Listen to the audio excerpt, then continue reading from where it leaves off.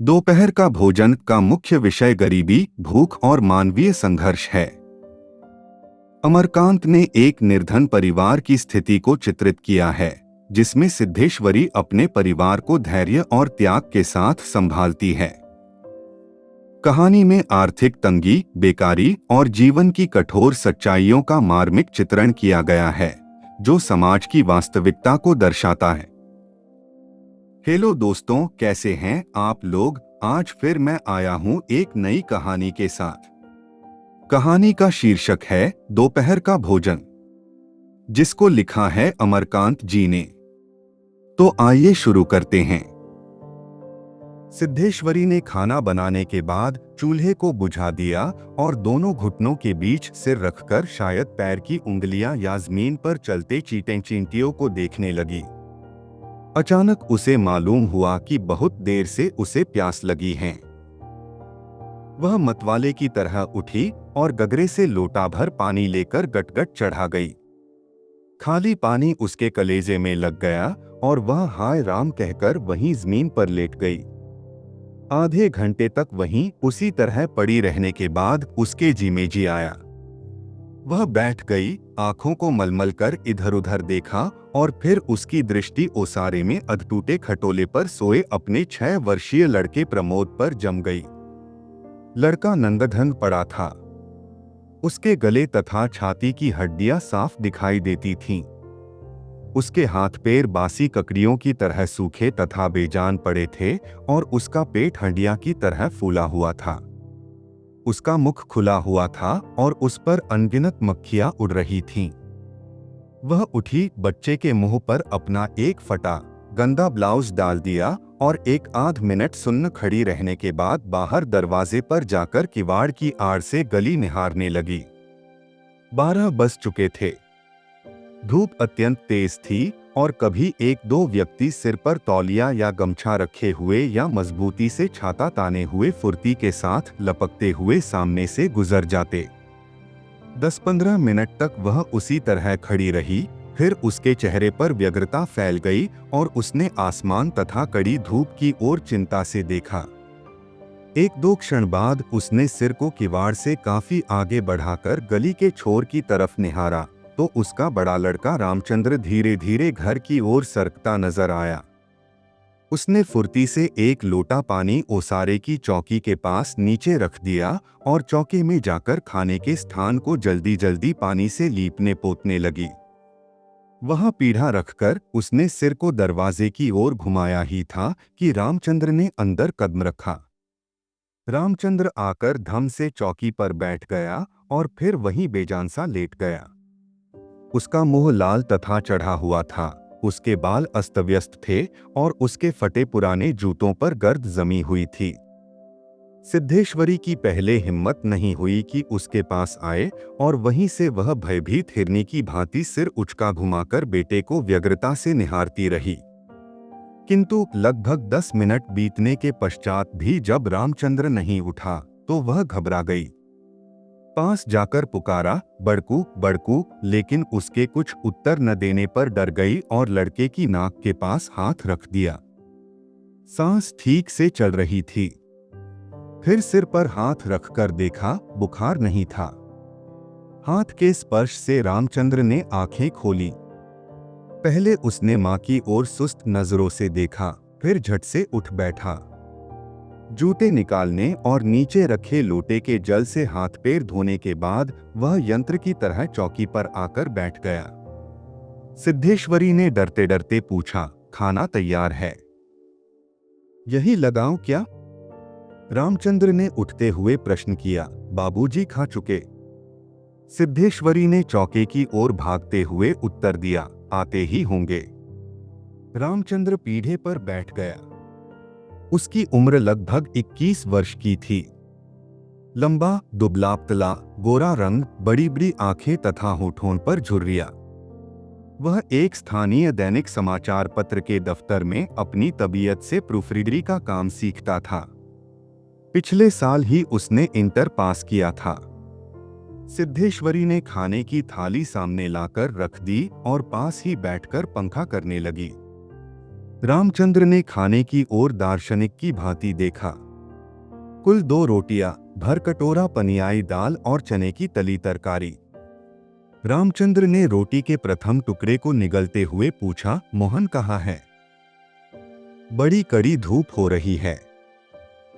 मोहन सिद्धेश्वरी का मंझला लड़का था। उसकी उम्र 18 वर्ष थी और वह इस साल हाई स्कूल का प्राइवेट इम्तिहान देने की तैयारी कर रहा था। वह न मालूम कब से घर से गायब था और सिद्धेश्वरी को स्वयं पता नहीं था कि वह कहाँ गया है। किंतु सच बोलने की उसकी तबीयत नहीं हुई और झूठ मूठ उसने कहा, किसी लड़के के यहाँ पढ़ने गया है, आता ही होगा। दिमाग उसका बड़ा तेज है और उसकी तबीयत 24 घंटे पढ़ने में ही लगी रहती है। हमेशा उसी की बात करता रहता है। रामचंद्र ने कुछ नहीं कहा। एक टुकड़ा मुंह में रखकर भरा गिलास पानी पी गया, फिर खाने लग गया। वह काफी छोटे छोटे टुकड़े तोड़कर उन्हें धीरे धीरे चबा रहा था। सिद्धेश्वरी भय तथा आतंक से अपने बेटे को एकटक निहार रही थी। कुछ क्षण बीतने के बाद डरते डरते उसने पूछा, वहां कुछ हुआ क्या? रामचंद्र ने अपनी बड़ी बड़ी भावहीन आंखों से अपनी मां को देखा, फिर नीचा सिर करके कुछ रुखाई से बोला, समय आने पर सब ठीक हो जाएगा। सिद्धेश्वरी चुप रही। धूप और तेज होती जा रही थी। छोटे आंगन के ऊपर आसमान में बादल में 1-2 टुकड़े पाल की नावों की तरह तैर रहे थे। बाहर की गली से गुजरते हुए एक खड़खड़िया इक्के की आवाज आ रही थी और खटोले पर सोए बालक की सांस का खरखर शब्द सुनाई दे रहा था। रामचंद्र ने अचानक चुप्पी को भंग करते हुए पूछा, प्रमोद खा चुका? सिद्धेश्वरी ने प्रमोद की ओर देखते हुए उदास स्वर में उत्तर दिया, हाँ खा चुका। रोया तो नहीं था? सिद्धेश्वरी फिर झूठ बोल गई, आज तो सचमुच नहीं रोया। वह बड़ा ही होशियार हो गया है। कहता था बड़का भैया के यहां जाऊंगा। ऐसा लड़का। पर वह आगे कुछ न बोल सकी, जैसे उसके गले में कुछ अटक गया। कल प्रमोद ने रेवड़ी खाने की जिद पकड़ ली थी और उसके लिए 1.5 घंटे तक रोने के बाद सोया था। रामचंद्र ने कुछ आश्चर्य के साथ अपनी मां की ओर देखा और फिर सिर नीचा करके कुछ तेजी से खाने लगा। थाली में जब रोटी का केवल एक टुकड़ा शेष रह गया तो सिद्धेश्वरी ने उठने का उपक्रम करते हुए प्रश्न किया, एक रोटी और लाती हूं। रामचंद्र हाथ से मना करते हुए हड़बड़ाकर बोल पड़ा, नहीं नहीं, जरा भी नहीं। मेरा पेट पहले ही भर चुका है। मैं तो यह भी छोड़ने वाला हूं। बस अब नहीं। सिद्धेश्वरी ने जिद की, अच्छा आधी ही सही। रामचंद्र बिगड़ उठा, अधिक खिलाकर बीमार कर डालने की तबीयत है क्या? तुम लोग जरा भी नहीं सोचती हो। बस अपनी जिद। भूख रहती तो क्या ले नहीं लेता।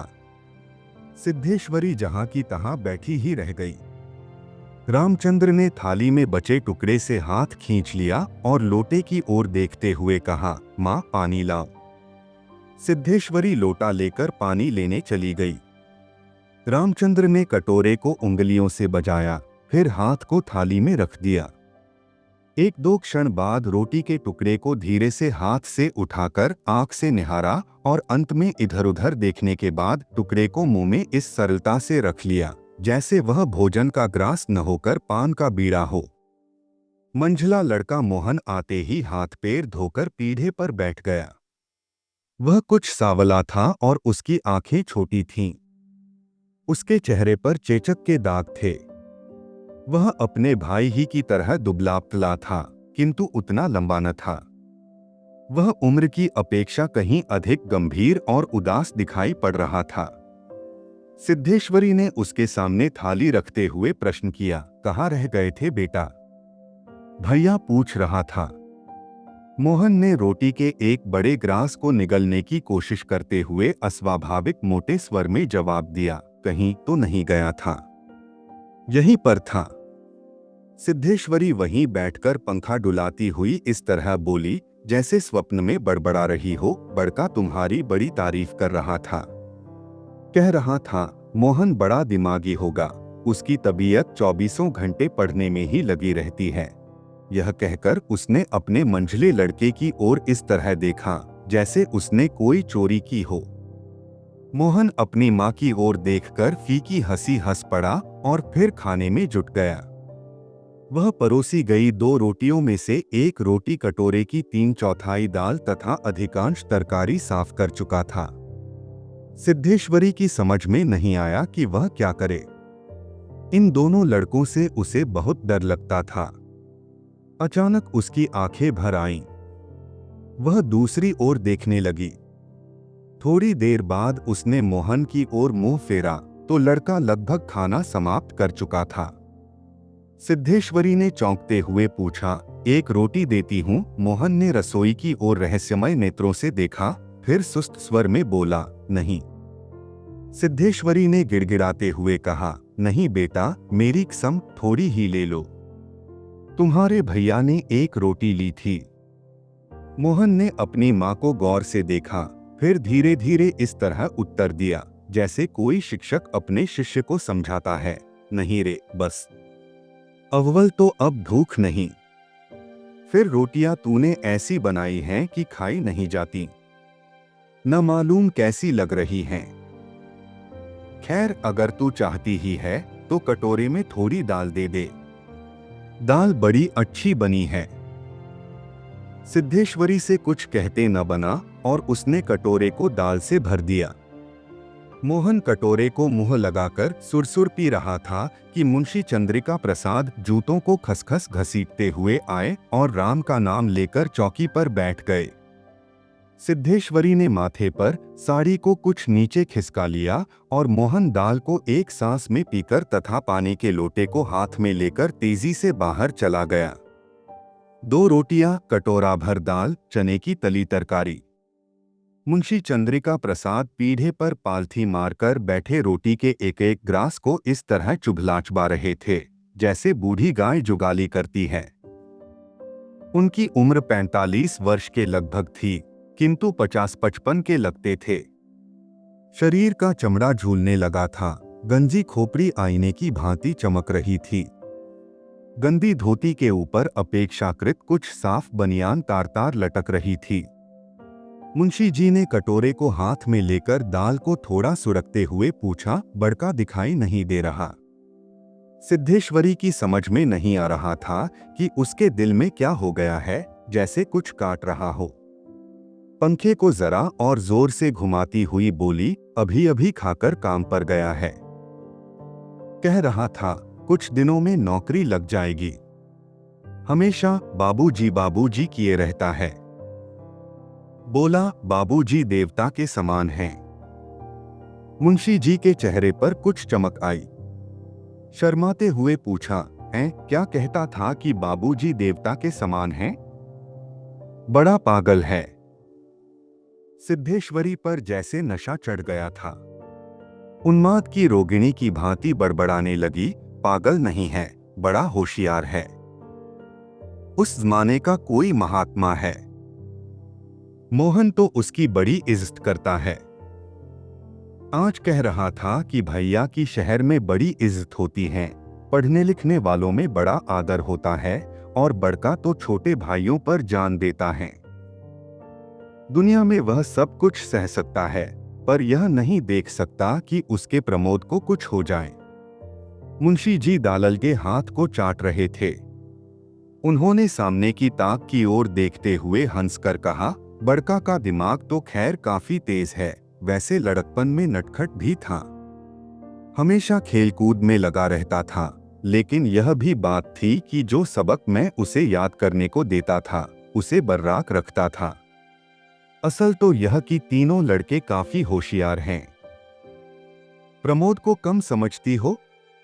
यह कहकर वह अचानक जोर से हंस पड़े। मुंशी जी 1.5 रोटी खा चुकने के बाद एक ग्रास से युद्ध कर रहे थे। कठिनाई होने पर एक गिलास पानी चढ़ा गए, फिर खर खर खांसकर खाने लगे। फिर चुप्पी छा गई। दूर से किसी आटे की चक्की की पुक-पुक आवाज सुनाई दे रही थी और पास की नीम के पेड़ पर बैठा कोई पंडुक लगातार बोल रहा था। सिद्धेश्वरी की समझ में नहीं आ रहा था कि क्या कहे। वह चाहती थी कि सभी चीजें ठीक से पूछ ले, सभी चीजें ठीक से जान ले और दुनिया की हर चीज पर पहले की तरह धड़ल्ले से बात करे, पर उसकी हिम्मत नहीं होती थी। उसके दिल में जाने कैसा भय समाया हुआ था। अब मुंशी जी इस तरह चुपचाप दुबके हुए खा रहे थे, जैसे पिछले 2 दिनों से मौनव्रत धारण कर रखा हो और उसको कहीं जाकर आज शाम को तोड़ने वाले हों। सिद्धेश्वरी से जैसे नहीं रहा गया। बोली, मालूम होता है अब बारिश नहीं होगी। मुंशी जी ने एक क्षण के लिए इधर उधर देखा, फिर निर्विकार स्वर में राय दी, मक्खियां बहुत हो गई हैं। सिद्धेश्वरी ने उत्सुकता प्रकट की, फूफा जी बीमार हैं, कोई समाचार नहीं आया। मुंशी जी ने चने के दानों की ओर इस दिलचस्पी से दृष्टिपात किया जैसे उनसे बातचीत करने वाले हों। फिर सूचना दी, गंगाशरण बाबू की लड़की की शादी तय हो गई।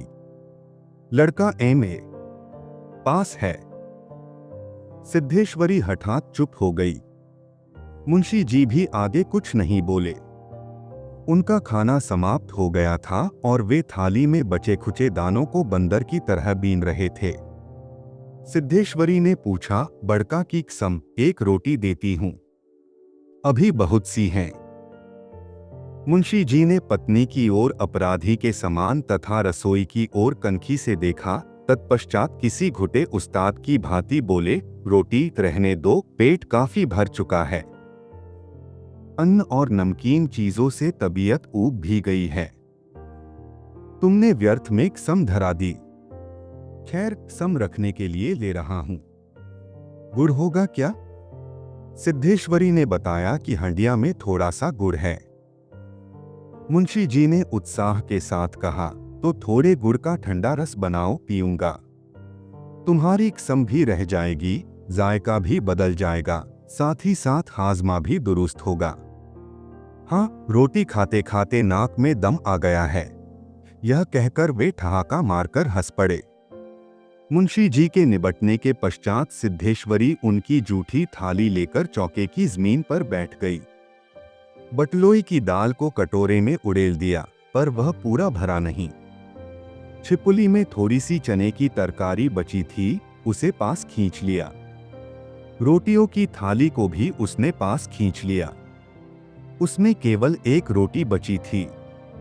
मोटी, भद्दी और जली उस रोटी को वह जूठी थाली में रखने जा रही थी कि अचानक उसका ध्यान उसारे में सोए प्रमोद की ओर आकर्षित हो गया।